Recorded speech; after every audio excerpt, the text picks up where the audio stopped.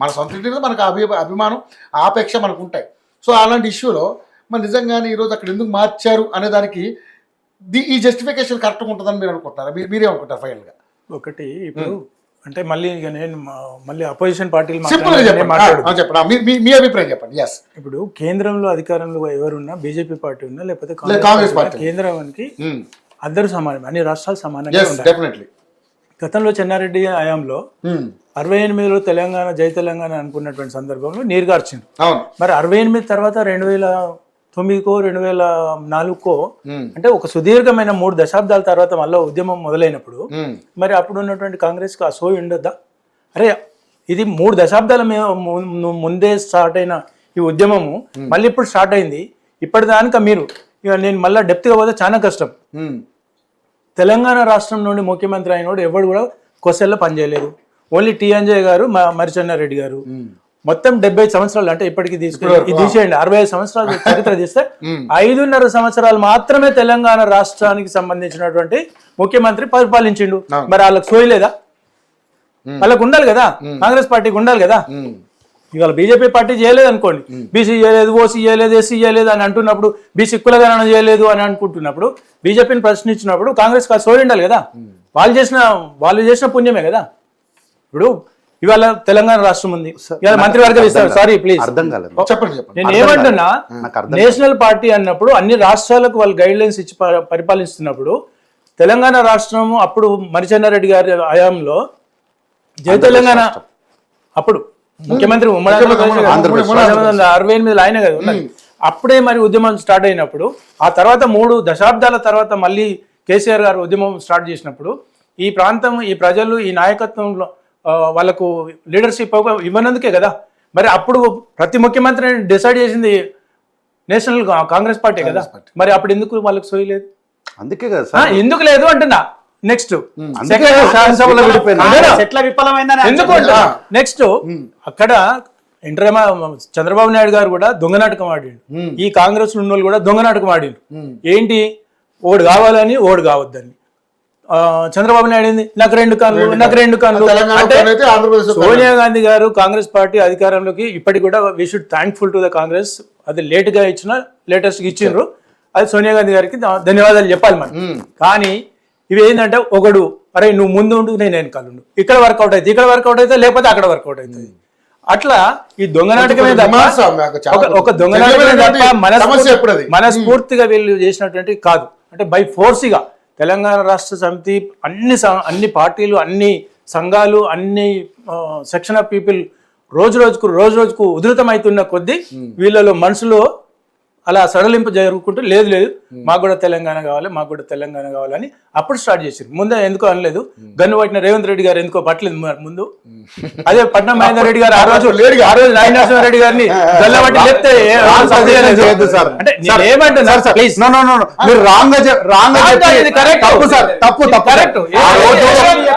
Gun పట్టుకున్నది తెలంగాణ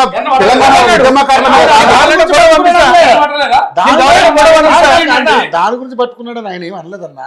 ఇప్పుడు దానికి సంబంధించి వివరించబోయేసరికి మీ మధ్యలో అడ్డు వస్తే మనం చెప్పాలి.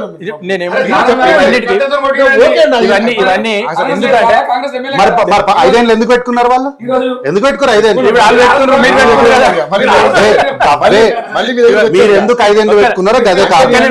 మీరు ఆర్ఎస్ ప్రవీణ్ గురించి కూడా అదే ఫార్ములా అడుగుతున్నా. ఆర్ఎస్ ప్రవీణ్ కుమార్ విమర్శించినంత ఘోరమైన విమర్శలు ఎవరు చేసి ఉండరు నాకు తెలిసి కదా. సార్ ఇక్కడ కూడా వాళ్ళదే కార్నర్ అవుతారు. ఘోరంగా విమర్శించిన ఆర్ఎస్ ప్రవీణ్ వాళ్ళ దగ్గర పెట్టుకున్నారు. ఉద్యమకారులను కొట్టినటువంటి దానం నాయన దగ్గర 2 సార్లు వాళ్ళే టికెట్ ఇచ్చారు. తప్పు వాళ్ళ దగ్గర పెట్టుకొని మమ్మల్ని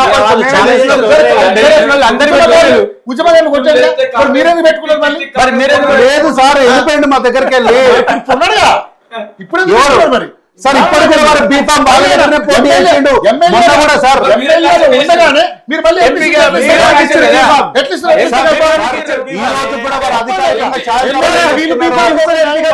ఉండకూడదు.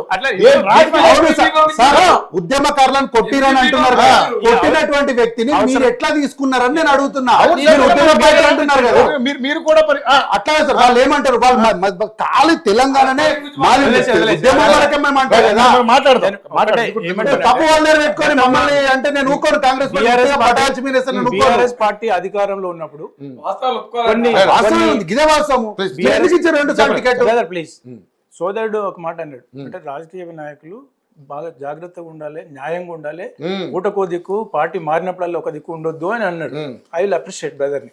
అందుకే ఇప్పుడు వాళ్ళ తెలంగాణ కాంగ్రెస్ కమిటీ ఇన్ఛార్జ్ ఉంది కదా మీనాక్షి నటరాజన్, ఆవిడ ఆ కోణంలోకి చెందినటువంటిది. కానీ ఎన్ని రోజులు ఉంటుందో మనం అందరం చూస్తాం. ఆమె ఎన్ని రోజులు పని చేయనిత్తలో కూడా అదే అంటున్నా, ఎన్ని రోజులు ఉంటుందో మనం చూస్తాం అంటున్నా. అంటే ఈ దేశంలో ఈ ప్రపంచంలో పాపం సోదరుడు అనుకోవడం తప్పలేదు. కాబట్టి అనుకుంటాడు ఆయన కూడా ఉన్నాడు. ఓకే, అదే కనుక సిద్ధాంతంతో ఉంటే సోదరుడు కూడా కాంగ్రెస్ ఉంచారు, ఈయన ఉంచారు, మంచి మంచి పేరు తెచ్చుకుంటాడంటే ఆయన కూడా పక్కన ఆయన కూడా ఉంచారు. అట్లనే అవన్నీ సరే, సోదరుడు కింది స్థాయి ఉండొచ్చు, కింది స్థాయి ఆరోపణ చేయను. ఒక అడిషన్ సార్, నిజంగా ఒకవేళ అట్లాంటి రోజు వస్తే సార్, చివరిగా నేను ఈ వేదిక పైన ఇది ఒక రికార్డు కూడా పెట్టుకోండి. అట్లాంటి రోజు వస్తే ఈ కార్తిక్ అనేటోడు పూర్తి చివరి దశలో కాంగ్రెస్ పార్టీ జెండాలనే ముగిస్తాడు యాత్ర తప్ప వేరే పార్టీ ఇంకోటి ఉండదు. ఒక ఆశ మాత్రం సార్, అట్లాంటి డెడికేటెడ్ వర్కర్స్ ఉంటే పార్టీ తెలంగాణగా ఉండేదండి. ఆ పార్టీలో ఇప్పుడు ఒకరు పైకి వెళ్తాడు, ఒకరు కింద కూర్చుంటా ఉంటాడు. అందుకని ఈ పరిస్థితి సార్ ఏదున్నా సార్ పరిస్థితి నేను మీరు పోతారు అంటలేదు, మిమ్మల్ని ఉంచారు అంటున్నా. పాయింట్ కూడా అదే, మీరు వెళ్ళిపోతారని కాదు, మీరు వేరే పార్టీ మారుతారు అంటే మిమ్మల్ని ఉంచారు అంటున్నా. ఉంచారు, మీకు ఎక్కడైతే పేరు వస్తుందంటే తక్కువ మన పక్కన నిజాయితీగా ఉండాలి అంటే బాబు అంటే నిజాయితీకి అన్ని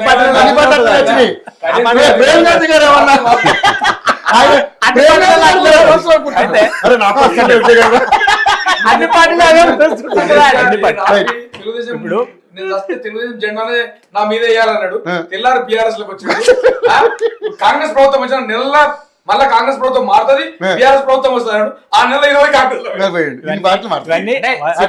లోపడి ఉన్న ఎప్పుడు పోరు, ఎప్పుడు కూడా అవకాశవాద రాజకీయాలు. ఒకప్పుడు ఈ తెలంగాణ కోసం అంటే ఉమ్మడి ఆంధ్రప్రదేశ్లో బిఫోర్ ఇండిపెండెన్స్ రజాకారుల సమయంలో కమ్యూనిస్టులు చేయలేనటువంటి తెలంగాణ ప్రాంతాలు, ప్రధానంగా తెలంగాణ సాయుధ పోరాటం అనుకోండి, తెలంగాణ రజాకారుల మీద వివక్ష జరుగుతున్నటువంటి కోణంలో కమ్యూనిస్టులు చేయలేని పని ఎవరు చేయలేదు. కానీ వాళ్ళకే సిద్ధాంతం లేదు. గతంలో అటల్ బిహారీ వాజ్పేయి గారు పెట్టిన అంటే స్టార్టింగ్లో ఉన్నటువంటి సిద్ధాంత భావజాలం ఇలా బీజేపీ పార్టీకి లేదు. అంటే పార్టీలు రోజులు మారుతున్నాయి. ఇంతకుముందు సోదరుడు అన్నదానికి నేను క్లారిటీ ఇచ్చిన. ఎన్టీ రామారావు గారు సాదాసీదా పోయిందంటే ఎవడని చూస్తే నా ఇజ్జత్ పోతుందేమో అని అనుకుని పోయింది. ఇవాళ ఎవడు కాదు, ప్రపంచం అంతా నన్నే చూడాలి అని మారిపోయింది. అట్లా అయితే గతంలో బీఆర్ఎస్ పార్టీ కాళేశ్వరం విషయం కావచ్చు, అధికార దుర్వినియోగం కావచ్చు, లేకపోతే కుటుంబ పాలన కావచ్చు, ఇవన్నీ విషయాలలో కాంగ్రెస్ పార్టీ ప్రతిపక్ష పాత్ర పోషించలేదని కొన్ని మీలాంటి యూట్యూబ్ ఛానల్స్ కావచ్చు, లేకపోతే ఇక ఆ పర్సన్ పేరు వాడు పెద్ద దొంగ, వాడి గురించి నేను మాట్లాడాను. అయితే కొన్ని టీవీ ఛానల్స్, కొన్ని యూట్యూబ్ ఛానల్స్ ఈ తెలంగాణ రాష్ట్రంలో అధికారంలో ఉన్న పార్టీని ప్రతిపక్ష పార్టీగా కాంగ్రెస్ వాళ్ళ పాత్ర పోషిస్తలేదు, అందుకే మేము టీవీ ఛానల్స్ వాళ్ళం, మేము యూట్యూబ్ ఛానల్స్ వాళ్ళం, మేము గొంతెత్తాల్సి వచ్చింది అని అంటున్నాను. ఉదాహరణకు ఇదే కాళేశ్వరం కన్స్ట్రక్షన్ ఉన్నప్పుడు మరి మీకు ఇంత బాధ్యతాయుతమైనటువంటి ప్రతిపక్ష పార్టీ, గతంలో ప్రభుత్వాలు నడిపించినటువంటి స్థాయి, మీకు కింది నుండి పై వరకు మీకు ప్రభుత్వ యంత్రాంగంలో కూడా మీకు ఇన్ఫార్మర్లు ఉంటారు. ఇన్ఫార్మర్ అంటే మంచి చెడు వాటో. మరి ఎందుకు ఈ రివ్యూ చేయలేదు? ఎందుకు ఈ ప్రభుత్వాన్ని ప్రశ్నించలేదు? ఎందుకు మీరు కోర్టులో కేసు వేయలేదు? ఎందుకు మీరు దాన్ని ఆపలేకపోయినారు? ఇవాళ వాళ్ళ ఎవిడెన్స్ పెట్టమనండి.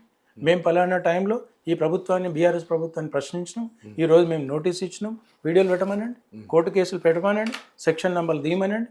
అంటే మీరు చేతులు వెళ్ళినాక ఆకులు పట్టుకుంటామంటే ఉపయోగం ఏముంది? అంటే మీకు ఈ చర్చోపచర్చలు చేసేసి సాక్షాత్తు ముఖ్యమంత్రి గారే అరే మనం ఎంతో కొంత చేసాం కదరా నాయన, ఆ పథకాలన్న ప్రజల్లోకి తీసుకెళ్ళంటారా అంటే ఎవరికాలు హెలికాప్టర్లో తిరుగుతున్నాయి తప్పితే అసలు ఈ ప్రజల్లోకి వెళ్ళి మేము ఇంత చేయగలిగాం, మేము ఇంత చేసాం, ఇంత రుణమాఫీ చేసాం, ఇంతమందికి బస్ ఫ్రీ ఇచ్చాం, ఇంతమందికి గ్యాస్ ఇచ్చాం, ఇంతమంది కరెంట్ ఇస్తున్నాం. వీళ్ళకు అంటే ఎవరైనా, రేపు బీజేపీ పార్టీ అయినా లేకపోతే బీఆర్ఎస్ అయినా ఎవరైనా డబ్బులు ఐదర్ సెల్ఫ్ జనరేట్ అన్న కావాలి, లేకపోతే అప్పన్న తీసుకురావాలి.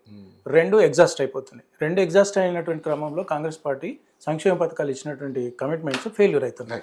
ఇప్పుడు మొన్నటి వరకు ఇవాళ సీతక్క గారు కావచ్చు, పొన్నం ప్రభాకర్ గారు కావచ్చు, లేకపోతే ఎవరైనా కావచ్చు, మేము ఇన్ని లక్షల మంది, ఇన్ని కోట్ల మంది, ఇక మహిళలు లక్షాధికారులు అయిపోయినారు బస్ ఫ్రీ అంటే, వాళ్ళకి సీట్లు ఇచ్చి వీళ్ళకి సీట్లు ఇవ్వకపోతేనే మగవాళ్ళంతా తిట్టుకున్నారు.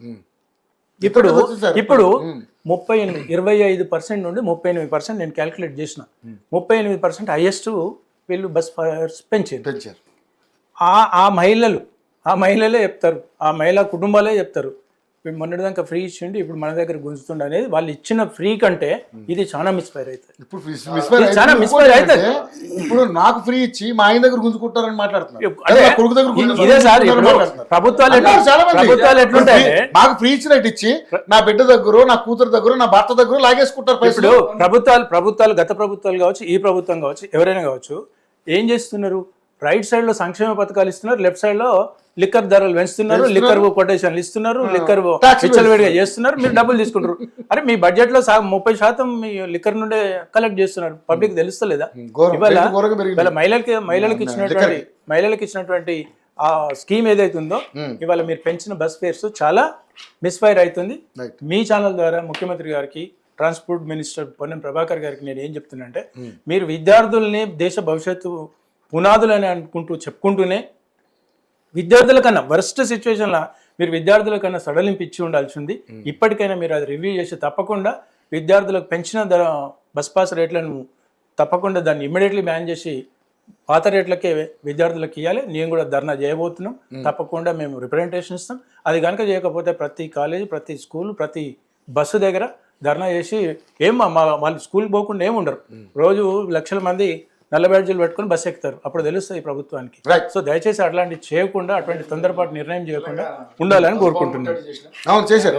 ఇంకొకటి లాస్ట్ మినిట్ ఇప్పుడు కేసీఆర్ గారికి ఈ జన సమీకరణ అంటారు కదా, ఈ జన సమీకరణ ఒకవేళ ఈ నాయకులు కనుక పోకపోతే ఇదే ప్రేమ, ఇదే శామ్యూల్ కార్తిక్ గారు ఏమంటుండే అంటే, అయిపోయింది, ఆశలు వదులుకున్నారు, కేసీఆర్ గారు అటు నుంచి అటే పోతాడు, అయిపోయింది.